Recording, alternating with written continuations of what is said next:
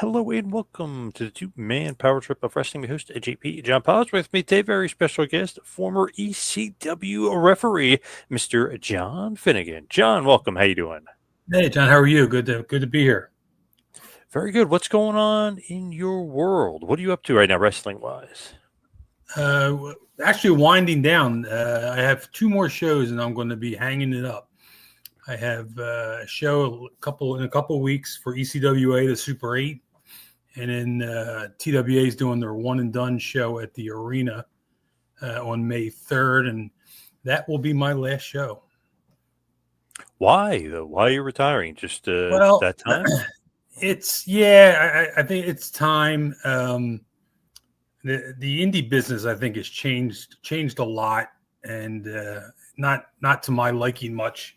I think it's oversaturated with a lot of stuff that shouldn't be out there, shouldn't be running shows. There's just too much of people putting a ring up and thinking they're putting a professional wrestling show on, and it's got a bad taste in my mouth, and I just don't like the way I see things going.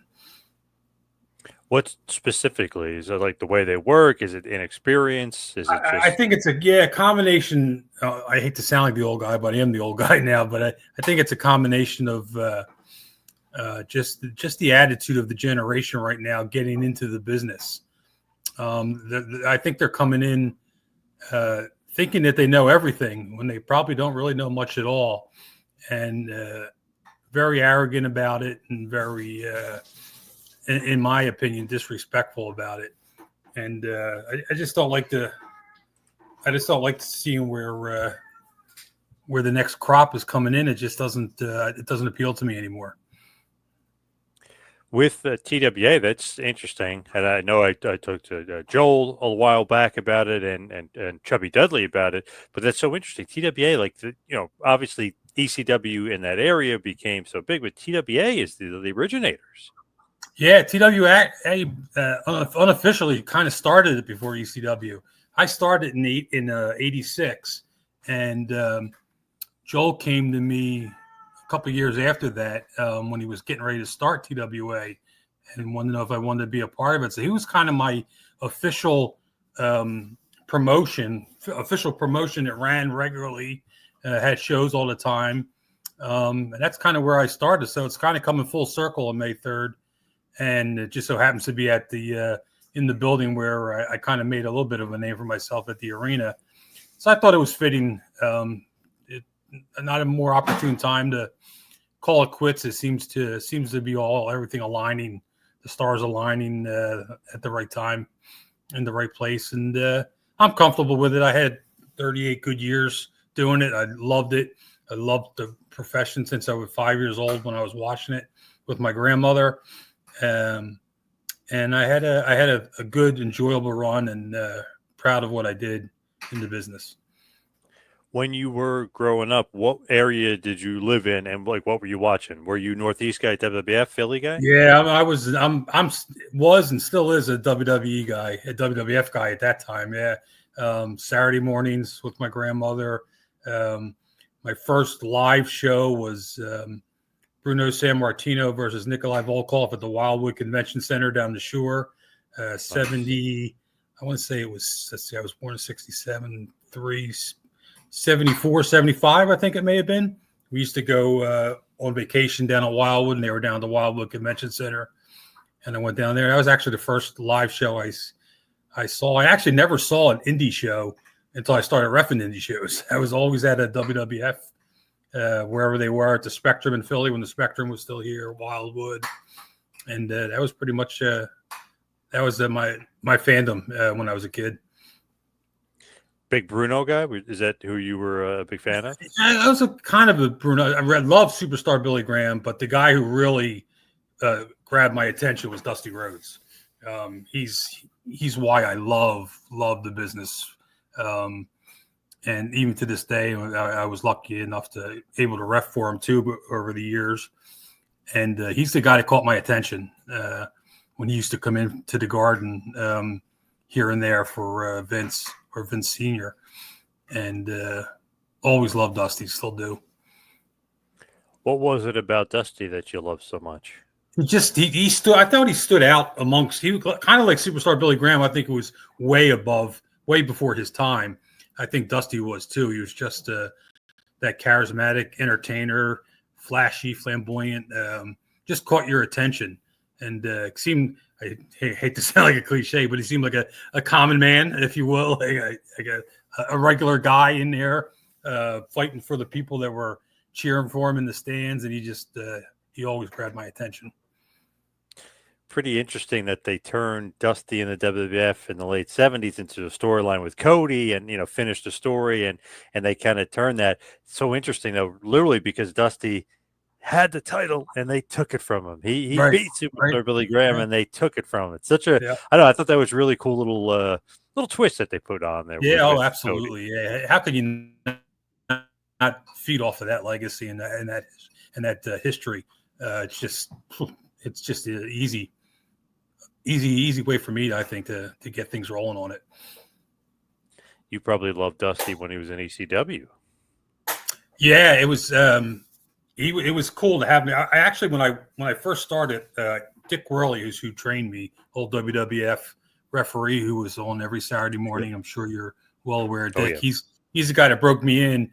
And when we first started traveling together, the first place we went to was the Baltimore Arena. Dick was doing that. He was doing Philly. He was doing Delaware. But the first event I traveled with him to was the Baltimore Arena. And we were talking on the way down, and he was asking me who my favorites were. And of course, I just kept talking about Dusty the whole ride. So as soon as we got there, there was like a stage set up where the guys came out, and I was sitting right outside the curtain, and Dick pulled me in beside me, and there he had Dusty come over and say hello and introduce himself to him. He introduced him to me, and he was pretty cool. He was always great. And fast forward years, and when he came into ECW, it was just great being able to get in the ring with him. And then I later, with other different indies after ECW, he came in and got to work with him again. He's just a nice, super guy, such a knowledgeable man, just incredible mind for the business. Kind of surprising to see him in ECW when you look back. I know for whatever reason WCW released him, kind of didn't make any sense. Like, I don't know what WCW was doing or thinking. I know eventually they tried to bring him back before they closed down, but man, it was surprising to see him in ECW just for the fact that what was WCW doing letting him go? Yeah, I don't know how anybody could let him get out from underneath their whatever company they're running. My God, the guy knows anything and knows everything that needs to know how to run a great organization, a great wrestling company, and still even later in his life could entertain people when he was still in the ring. I mean, he didn't even have to do anything physically in the ring. He just talked them into the building on a microphone and just grabbed their attention by doing just an incredible promo. That's such a gift that he had, which helped him so much later in life, where he really didn't have to kill himself to get over. He just he talked about everything, and everybody believed it. Were you against the polka dots when the polka dot era Dusty came? Were you against that for WWF? No, he kind of took it for what it was. I mean, that's kind of what he walked into, and as a pro that he always is, just ate it up and went full force with it and made it work. And nobody could. I can't imagine anybody saying they were disappointed in it, because Dusty made that look work, even though it may have been a rib. I mean, who knows what the stories are? They think there was a rib on him, but he threw that stuff on every night and was as entertaining as he was back in NWA days. Isn't that funny? Like, people kind of assume, and everybody always says, like, oh, that was a rib with the polka dots. But right. He apparently, and he said in interviews and stuff, he didn't mind it at all. He got it over. It was almost like, try me. You know what I mean? I'll get it over. You know what I mean? Exactly right. That's exactly right. It didn't matter what he was wearing. He could have wore a mop over his head, and he would have made it work. And he did. It was entertaining as hell for his time there when he was doing it.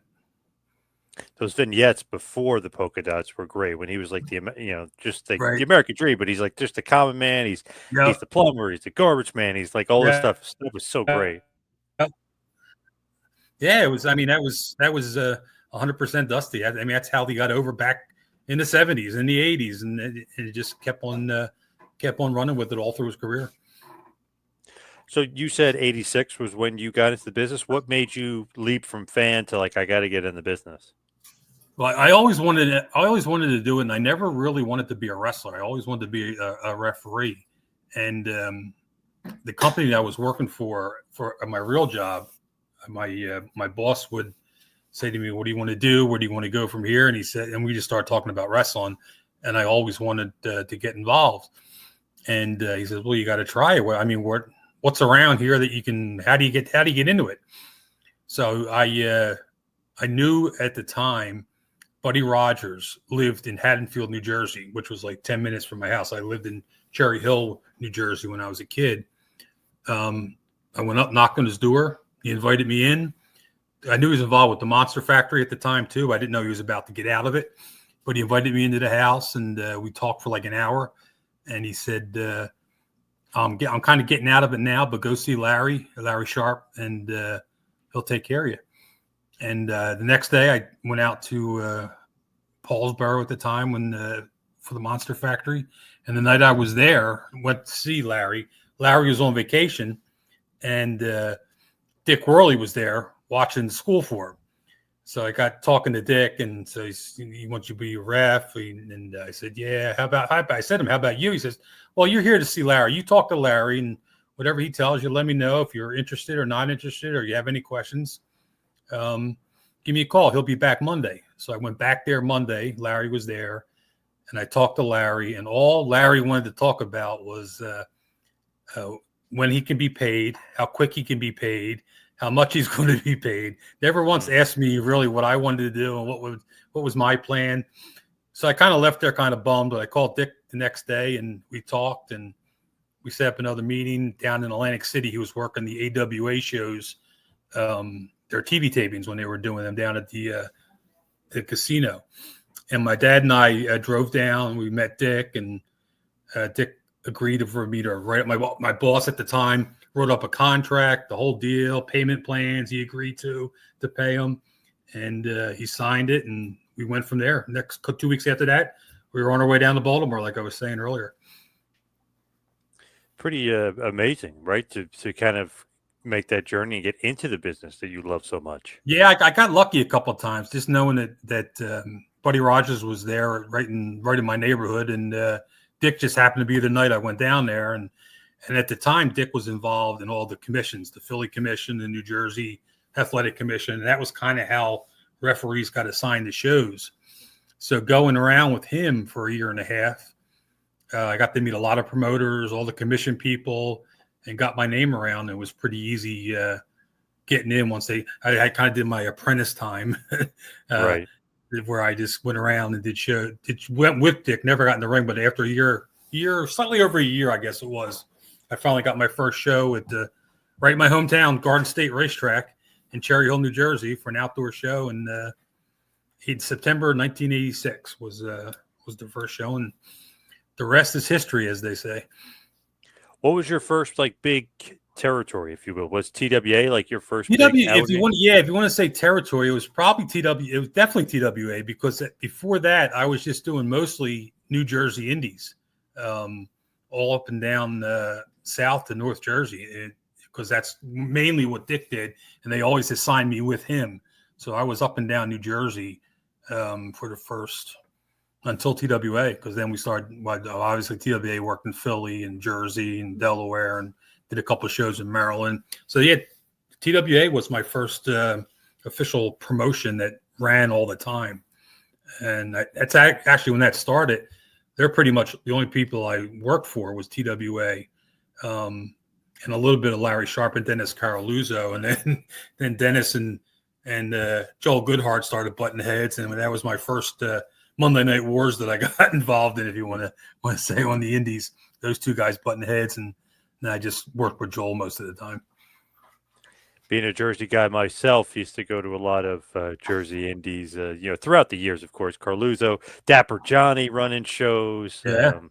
New Jack City Wrestling running shows. I mean, there were so many random Was it Pete Phoenix, PCW? I mean, there's so many random New Jersey good indies that were going. Yeah, on. oh, absolutely. Yeah, the big one back then too was the NWF, was DC Drake and Larry Winters and all those guys. That was really a pretty good territory at the time when I first started. Never got to work that federation, but I worked with DC Drake, and God, if I did 2 DC Drake Larry Winters matches, I did 100. Almost every Jersey show there was, those guys wrestled each other. Damian Kane, he was another guy. Tony Stetson, those guys. Yeah, every show I was on, Larry Winters and DC Drake were somewhere on that card. Crazy, just like New Jersey indies, how many shows, if you think about it, people are like, Jersey, it's not that big. No, for like wrestling, I feel like there were shows everywhere all the time. I know New Jersey was like inundated. There had to be half a dozen shows every Friday and Saturday somewhere in New Jersey back in the mid to late 80s, early 90s. It was hopping, and they were all doing well. I mean, that whole 86 to 89, 90, people were drawing great houses everywhere. I mean, it was really a popular hot time for the indie business back then in Jersey and PA as well. So what was Dennis Carluzzo's issue with Joel, or Joel's issue with Dennis? Silly stuff, running the same towns, their same buildings, using the same people, wrestlers. And it was just the usual indie wrestling nonsense that never goes away, I guess. Dennis, was he rough to work for? How was he to work for? Oh, Dennis was great. Dennis always took care of everybody he worked with. Never knew anybody that really had an issue at all with him. He always took care of you, always paid you. Very rarely canceled you or canceled shows. He was a hustler. Dennis was out there and he was a hustler. He went after crowds and went after buildings to book shows, and he loved the business, and it was a real good promoter. How about Joel? What do you think about Joel? Obviously working for him again, technically. But yeah, how was he one more time. Yeah, Joel was great as well. Joel's got a gift of gab, so he could talk his way into anything. He really could. But an honest, good guy for being in the wrestling business, probably too nice. But he was again, never had a problem with him. Always good to me. And in fact, he came to me, asked me if I wanted to be a part of the school to train some referees and work with his promotion and help Larry. Larry was the booker at the time, and I helped Larry backstage a lot, and trained Jim Molyneux and Joe Zanoli at the time, where we were the first 3 refs for TWA. And Joel was great. Joel's probably only issue was he did too much too fast, and it just caught up to him. And unfortunately, he had to close everything down. Man, looking back at TWA, they had awesome cards. I mean, like loaded. I mean, talking about like super cards, he would go all out for some of those shows. And and obviously everyone would say, "Oh, ECW is great." Go back to TWA; they had almost like better. You would say better cards, if you will, because they were like super cards. Some of the guys. Yeah, they had definitely a different type of a show. It was like you said, loaded with stars, and of course ended up being his demise because they were overloaded. I mean, just too much money to be putting all that into one show. Bringing guys in from all over the country. I mean, and it just got too expensive. And the one regret I wish it ended up never happening. It was Buddy Rogers versus Buddy Landell, the Battle of the Buddies that he was going to be doing. And again, he just ended up shutting down right before that. And that's a shame that didn't happen, because it probably would have, I'm sure it would have drew well. And, but unfortunately he was probably just in too much of a hole to make it work, and it wasn't going to help him if he ran it anyway, get it out of the hole he was probably already in. Man, Buddy Rogers is so interesting, just like him in the New Jersey area. I know so many people think of, the WWF and the match with Bruno and him being the champion and the NWA and all this other stuff. But like he kind of started the Monster Factory because he wanted to get his son into the business, and then he gets rid of the Monster Factory. Then he's kind of still wrestling when you don't even realize he's still wrestling. What an interesting kind of end a part of his career for the Nature Boy, Buddy Rogers. Yeah, he was a real interesting individual. I got that when Joel was bringing him in for TWA stuff, after I had talked to him about getting into the business.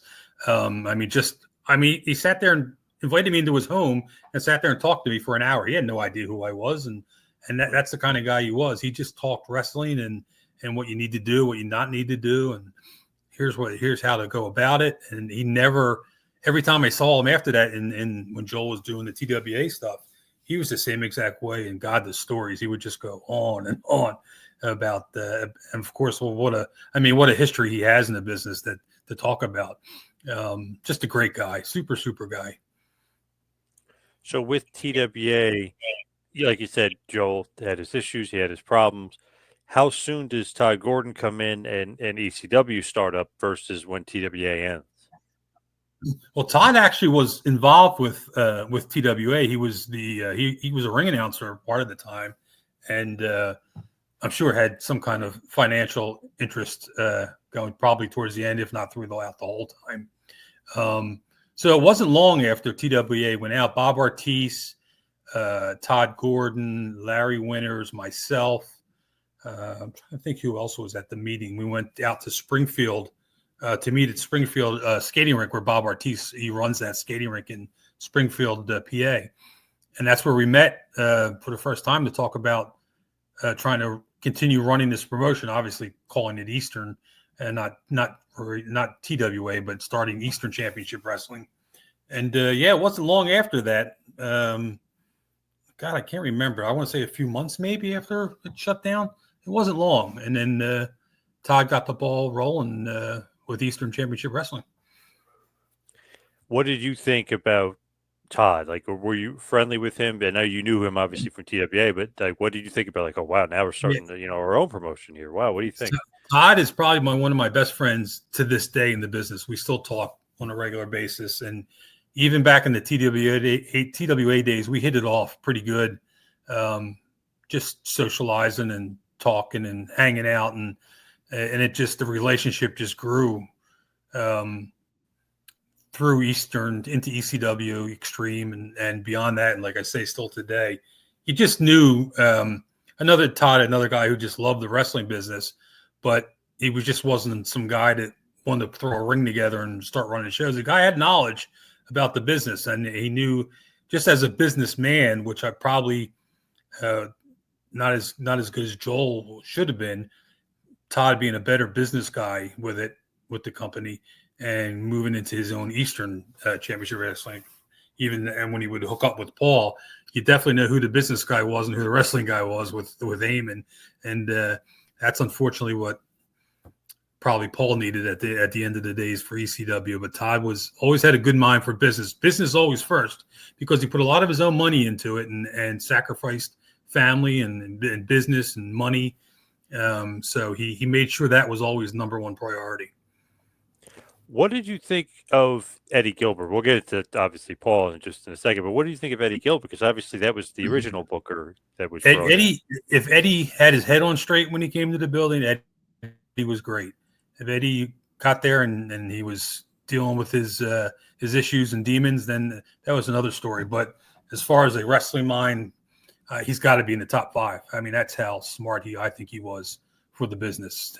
How to put a show together, how to book a show, how to run a show, how to get guys and girls over. Just a good wrestler in his own right. But I think his mind for the business outshone his work. Really, really smart guy, and just unfortunate other issues that he had to deal with that unfortunately made his demise. So basically, he's out and Paul's in, but wasn't he the reason Paul was there to begin with? Didn't he kind of bring him in almost like I think there's a little. It's funny actually, going back to TWA when we used to do the shows at Pennsylvania Hall. There were the big shows with all the names and all on them. There was a couple shows where Paul Heyman, all of a sudden, you see him come running through the locker room, and we're looking at each other as, why is he here? And that was Paul doing his investigating and seeing what was going on and see if he can get involved or find out what's going on and how this is proceeding. And I think at the time that Crockett thing was supposed to start up again, that Paul and him were supposed to put together. So I don't know if he was looking to look at talent, but he was there for a couple Pennsylvania Hall shows, poking his nose around everybody. Interesting. So, what did you think about Paul? Like, did you get along with him at first, or what did you kind of think Yeah, about him? I can't complain. I must say I'm lucky. I really have gotten along with all the different promoters I've worked with. I never had a real big issue with a promoter. But Paul, you just knew sometimes, Paul, he'd be looking at you right in the face and talking to you, and you want to run through the wall for him, but you knew he was lying right to you. But you still wanted to go out there and perform for the guy and do what you had to do. But he is, I think, the number one mind for the wrestling business. I mean, looking at him today, there's no way WWE ever if they ever get rid of him, they're out of their minds. I mean, he's got his hand in a lot of stuff that's going on there. And in the last 2-3 years, television, character development, storylines, he's got a hand in it. And this is probably their best 2-3 years, I think, in a long, long time. And I think it's got a lot to contribute to because of Paul. It is crazy because, I mean, God, under Vince for years, just like stagnant. Obviously, the buck stops with Vince. They had Paul as a booker at one point, and they take him out when SmackDown was doing good. I mean, we're talking about 20 years ago, and you know what I mean. Then it's like then they send an OVW, they try to get rid of him, then they then they bring him back. It's just so much back and forth. But now that there's no Vince, and you hear Paul's influence, and obviously with Roman Reigns, you hear the influence. Sure, it's remarkable, like what he's been able to do. It's funny the way you say that, where they put him here, they put him there, OVW. Brought ECW back, SmackDown, Raw, but they never ever got rid of him. They always put him somewhere because they know he's a very valuable piece if you want to run a wrestling company. There was one point where basically TNA was going to bring him in where he wasn't working with WWE, and they offered him ownership stake, or he wanted ownership stake, and he said no, or however it went. But obviously the deal didn't happen. And then WWE scooped him right back up. So it was almost like, whoa, where are you going? You're about to go somewhere else? Well, where are you going? Right. And now, like you say, they just bounce him around shows. Well, not now, but back then, they just make sure that he stays under their roof. Yeah, now he's a big part of the storyline they got going for Mania too, because not only with Roman, now they're teasing the CM Punk stuff. So he's got his hand on TV as well as behind the screen as well. Yeah, it's endless. All the people. It's funny how he was very close with Roman's family through the years with the Samoans growing up. I mean, he's grown up through that family and worked with all of them and had success with all of them. And it's crazy to see that now. And God, there's endless people after the Romans and the Usos that are just waiting in the wings in that family to just continue it. So as long as he can get up into a ring and talk on a microphone, you're probably going to see Paul around for a long time. Crazy, like with the Wild Samoans, he's taking pictures of them backstage. He's taking pictures of them at ringside. He's doing whatever he can to kind of get into business at that point. Then he becomes in the business and he's managing the Samoan SWAT team, and then he's been with them for over 30 years. It's crazy. Maybe maybe even closer to 40 at this point. It's got to be. There's that popular picture that always surfaces when he was, I don't know, 18, 19. He's got that picture with Blassie, Albano, the Grand Wizard, and himself. Just a great picture. And he was only a 17, 18-year-old kid then. I think that was at the Garden that took that place. So that's 70s probably. It's got to be the late 70s early 80s that he's been all over. Crazy. And when you look at it, right, he's going to take over ECW. He's going to turn it into Extreme Championship Wrestling. He's going to go in a completely different direction. When that initially happens, you're like, okay, this is nuts. Like, what is this guy doing? He's changing too much here. I kind of liked it. I mean, it kind of started the surprise factor, the secretive stuff that people think they know everything, but he turns it around and catches everybody. I loved when he would get over with all the smart marks in that arena crowd, because the arena crowd was great. I love them. Great part of the shows. But when you're able to fool them, then you got something good. And I thought he did that right from the get-go with the whole deal with Shane throwing the belt down and starting the Extreme era. You knew when it happened, there was something going on here, and it looked very promising.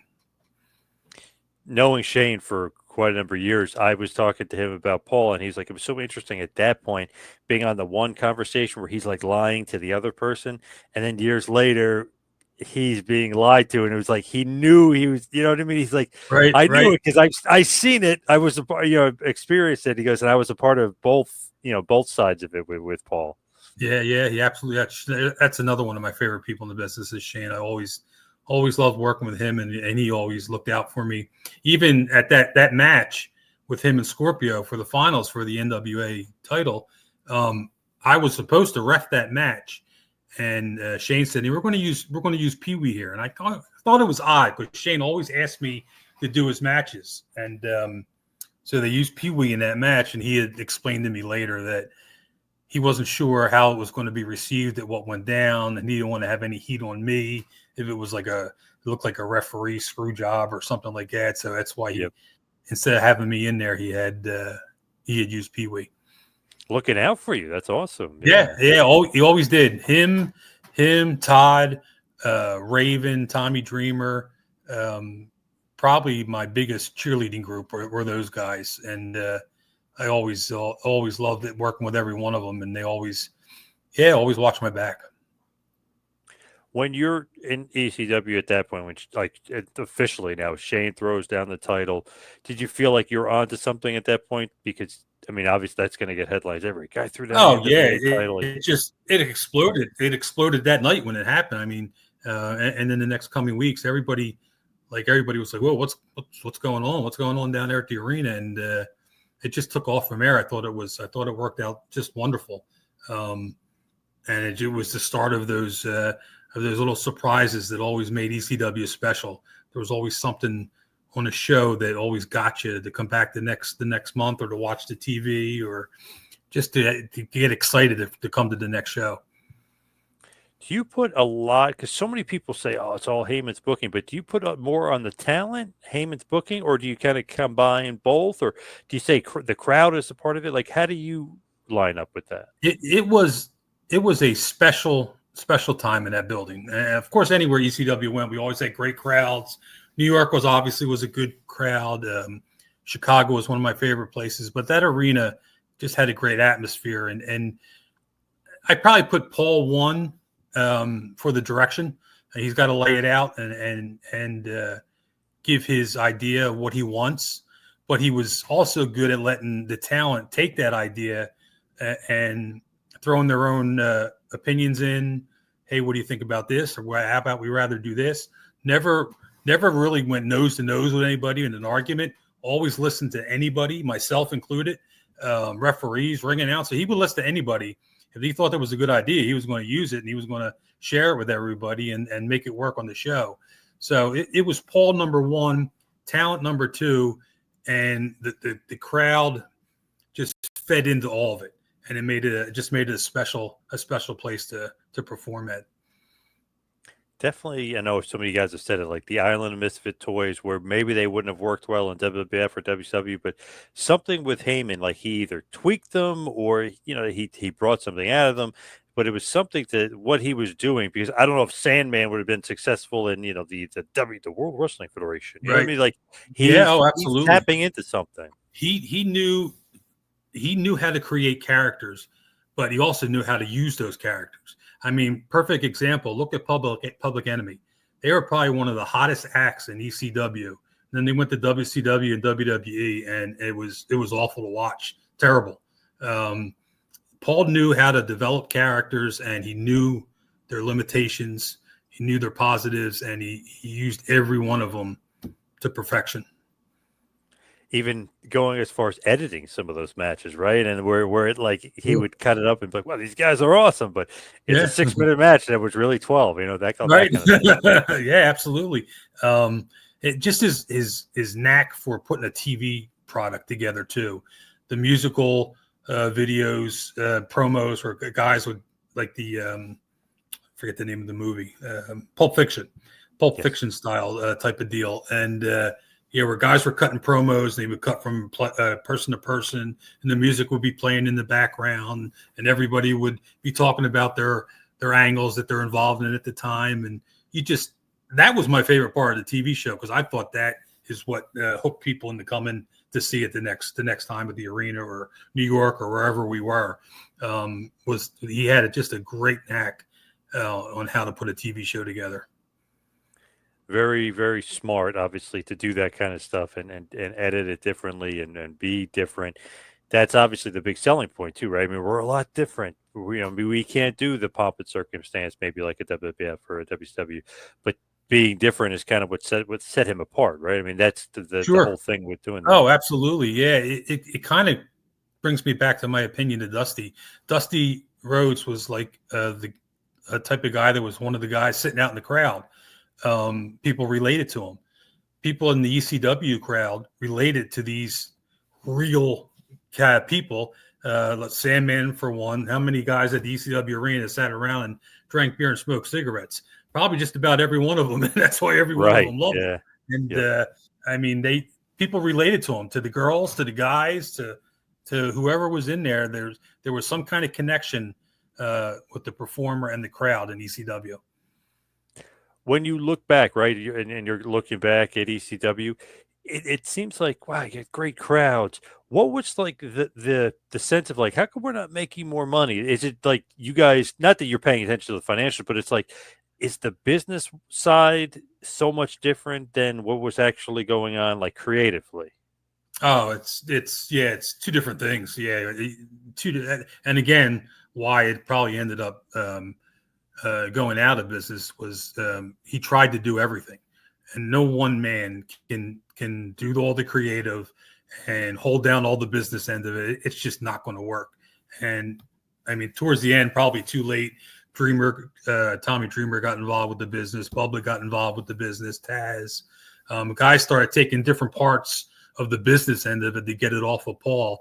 Probably too late at the time, but there's nobody. I mean, Vince McMahon himself has all his guys have been around him for years, handling different parts of business that he needs taken care of. It's too big for one person to handle everything, in my opinion.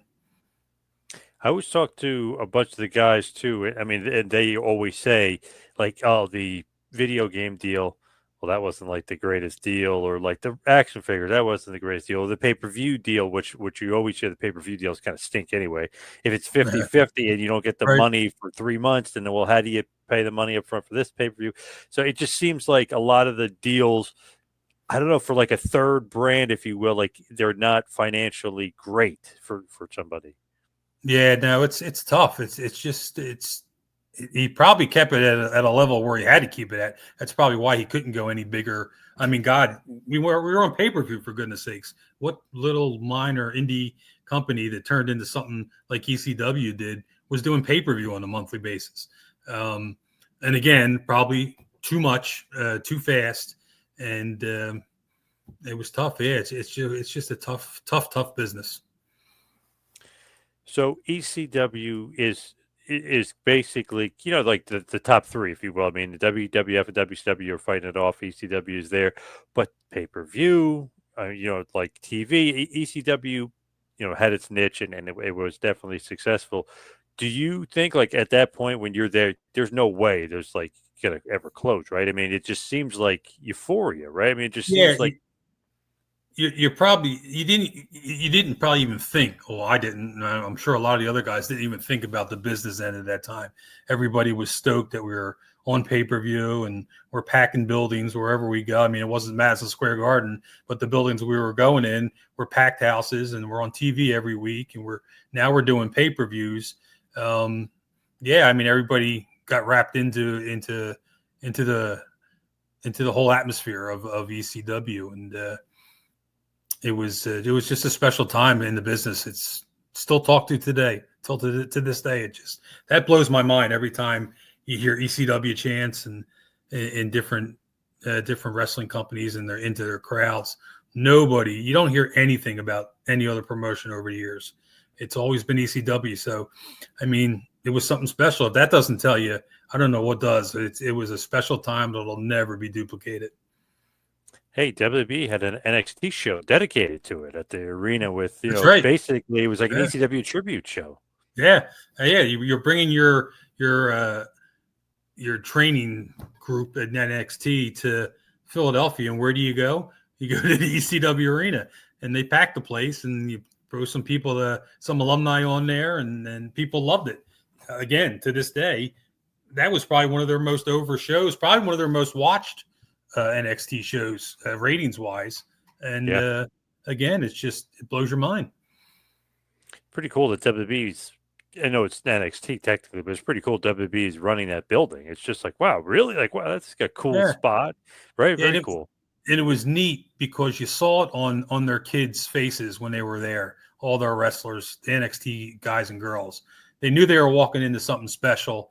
They heard about it from the past, and they knew what they were walking into that night. And you could tell that they were happy to be there and honored to walk in there and talk amongst the alumni people that were there at the show. And that was cool to see. That generation acknowledges something from 20 years ago, well, more than 20 years ago now. And that was cool. It was a cool night. The building now is so much different than it was then.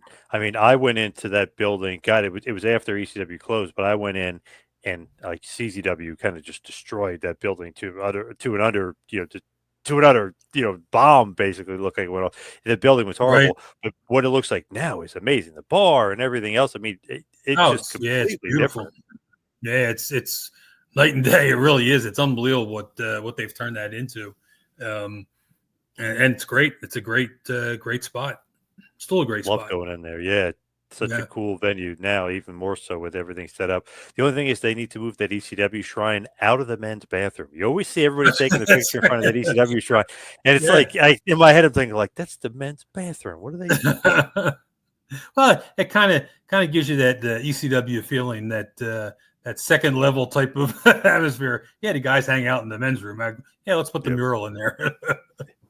But it's funny, like Madison Square Garden, whenever WWE goes to Madison Square Garden, there's that great picture of MSG that everybody always takes. That's that literally, it's not by the freight elevator, it's in the freight elevator. Like their only cool picture is an elevator. Like, come on, you guys could do better than that. Yeah, I guess they don't even think about it either. Yeah, that was cool when WWE brought ECW back. I was lucky enough to work Madison Square Garden when they taped ECW there one time for TV, and I was kind of like those NXT kids walking into the arena. I used to watch WWF on MSG TV or Saturday mornings, and I'm walking into the building where all the history is of pro wrestling that I used to watch when I was a little kid, and I was lucky enough to ref in that building, which was a pretty cool honor. Yeah, that's awesome. Did you like WWF? Did you think you were going to maybe work more for WWF, or that was never really in the cards? Well, after the second one night stand, they offered me a full-time contract. And at the time, I was with my day job over 20 years. I had 2 young kids, and it just wouldn't have worked out. And the money would have probably making out being the same because you had to pay your expenses and rentals and hotel and stuff like that. Money would have been maybe a little better, but I just couldn't walk away from my kids and my job. I've been for 20 years with benefits and health insurance. And so I turned them down, but they were nice enough. When they offered it to me, when they were still running WWE ECW, they said, anytime we're in the area and you can get to a show, you're booked. Just come on in and you'll be on the show. And I worked there for like a year and a half. Doing a lot of house shows, TV. Like I said, I got to work the Garden, got to work the Wells Fargo Center in Philly, which is my home Philly arena, a couple other different arenas around the Philly, Jersey area.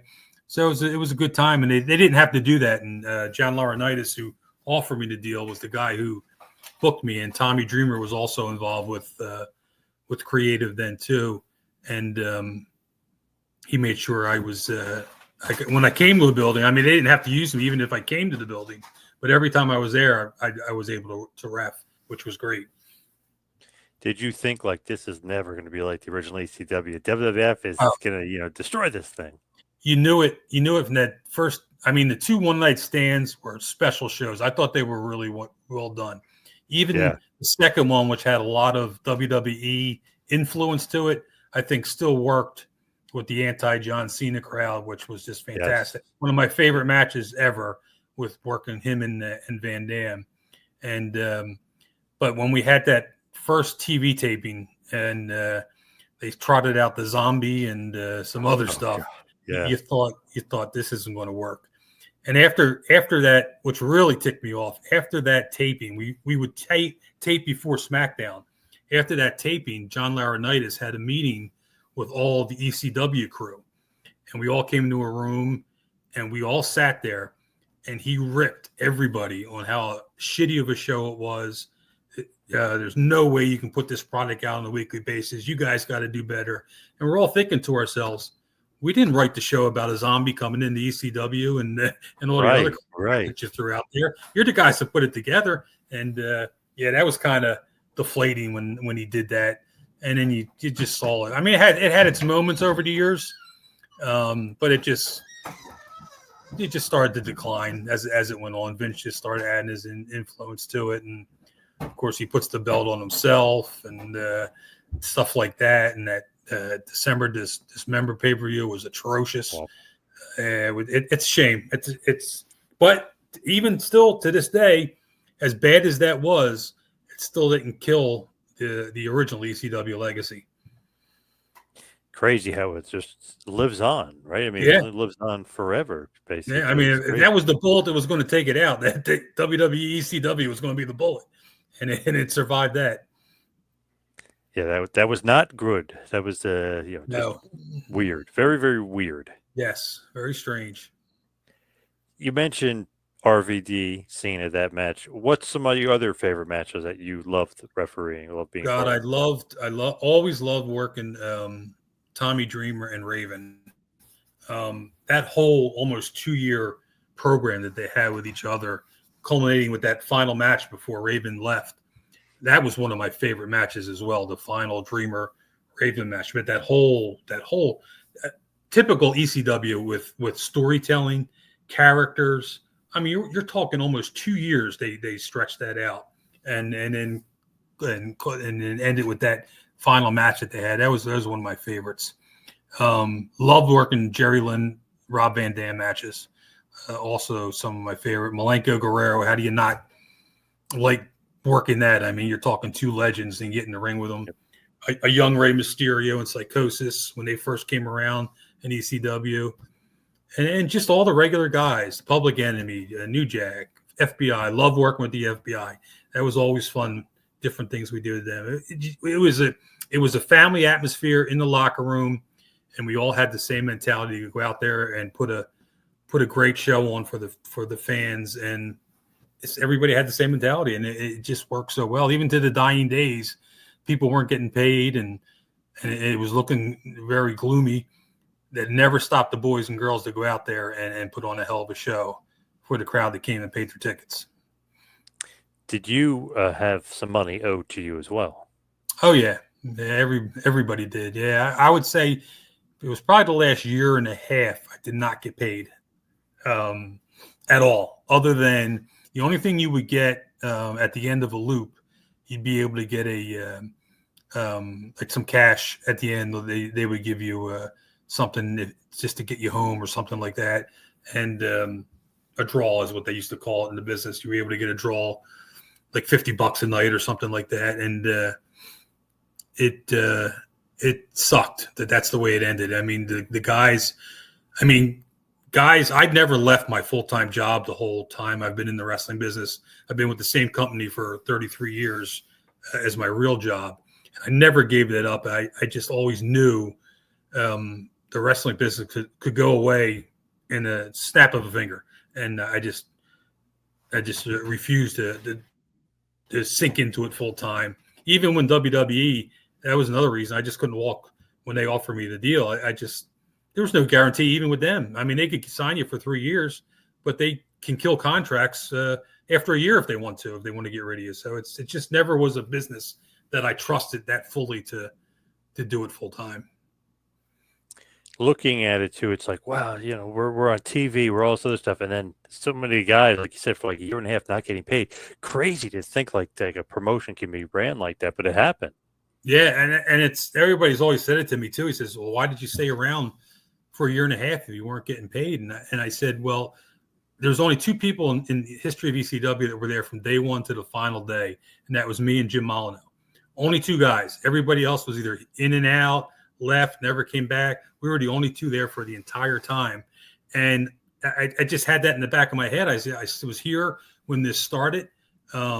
And I want to be here till it ends. I mean, it sucks right now for the way it's ending, but we just put too much time and effort into. I mean, listen, people aren't buying pay-per-views to see me, but I thought I was a part of the show that was a necessity, and I thought Jim and I and Pee Wee and all the other refs, we helped make the show as good as it was. I mean, there was only two guys in that ring rolling around without a referee knowing what he was doing.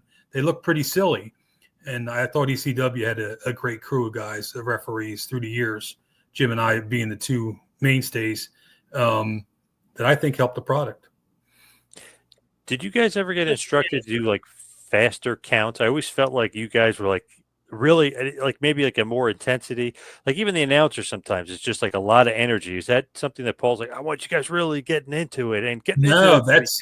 That's actually just all the way I always did it. It's so funny you say that because I have a friend of mine who's a big ECW fan, and I see him a lot at Phillies games. I work for the Phillies part-time as security, and he actually said that to me. He says, "Did somebody tell you to count so fast or intense?"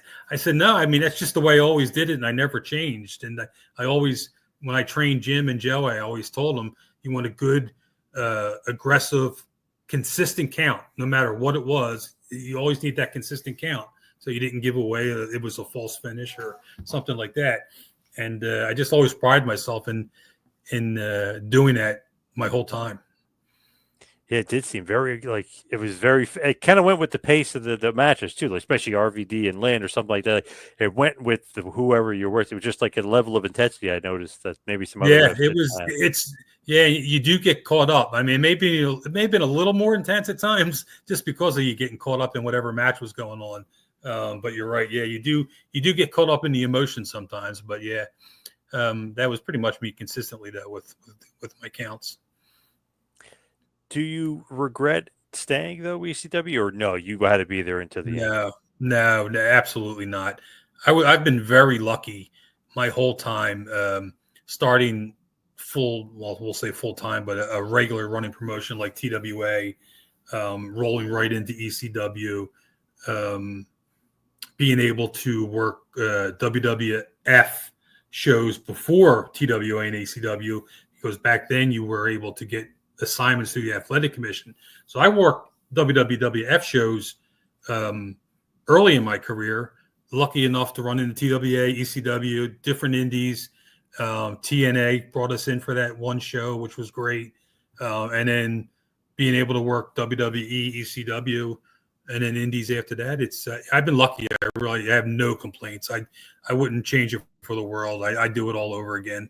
I wish ECW stayed around a little longer, because there was talent out there that we started using towards the end that unfortunately came in at the wrong time as the promotion was ending. Probably would have cemented another legacy of 10 years if the company was able to hang around. So as we hit the wind down and head towards the finish, what is next? I know you mentioned this is going to be the end. So what's next? Yeah, March 22nd, I'll be in Morganville, New Jersey, working for ECWA. They've actually been the promotion I worked for the last 10 years. The old Jim Kettner promotion, Super 8. It's the Super 8 on March 22nd. I'll be working that show. That'll be my last show with them. And then May 3rd at the arena, it all comes to an end. TWA one and done, May 3rd at the arena. Hope everybody comes out. I'm sure there's all those ECW, TWA, Philadelphia fans that are going to come out that night and pay tribute to a lot of great talent that kind of started before the ECW. ECW started with TWA, that started that hardcore type revolution, and we get to honor them one last time.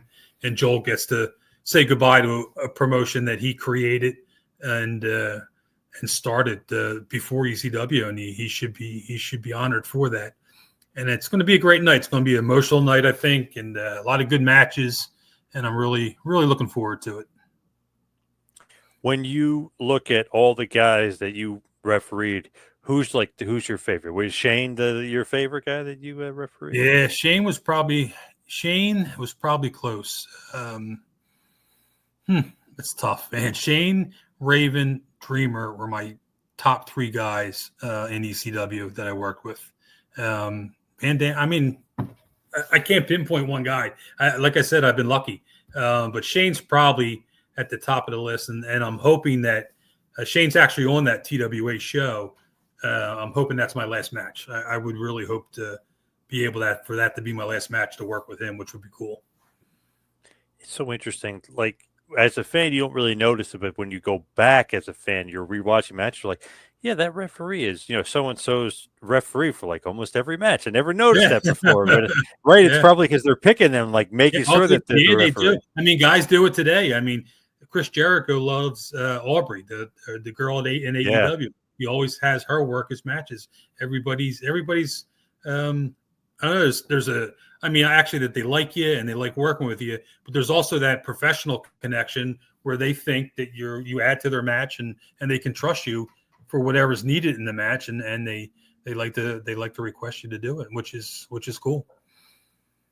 It's funny when people online are talking about referees and stuff, like sometimes they pick on the AEW referees, not so much WWF, but sometimes they pick on them. I don't know if you've noticed that or if you agree with some of that, but I've noticed there's a little. I think Aubrey took some heat when they first started coming out, and and she's actually, I think she's toned it down a little bit. She was a little bit over the top with reaction and posing and stuff like that, but I think she's toned it down. Hey, they may have told her to do it. What do I know? I have no idea. They may have told her to work like that. I've never seen her before AEW, so I don't know if that's how she always was or not. But yeah, they took some heat to start with. Everybody's got to complain about something. I know, it's crazy. I saw some great match, and I was like, "There's no way somebody can complain about it." And then I looked online, and people complain about it. I'm like, "How is that possible? Oh my god!" They'll literally find something to complain about everything. Jeez, the death of the wrestling business is going to be the internet. Oh, social media.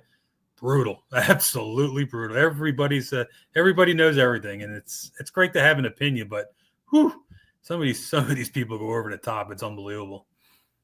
Speaking of social media, where can everybody find you on the socials? I am on the Ancient History Facebook. You can definitely find me on Facebook under John Finegan. I'm also on Twitter at the Ref JWF. So you can find me on Twitter as well. I'm on Instagram, but I don't really use it much. So Facebook and Twitter is where I am. All right. Awesome. John Finegan, thank you so much for all the time. Really appreciate it. Oh, absolutely. My pleasure, John. Thanks for having me. Good time.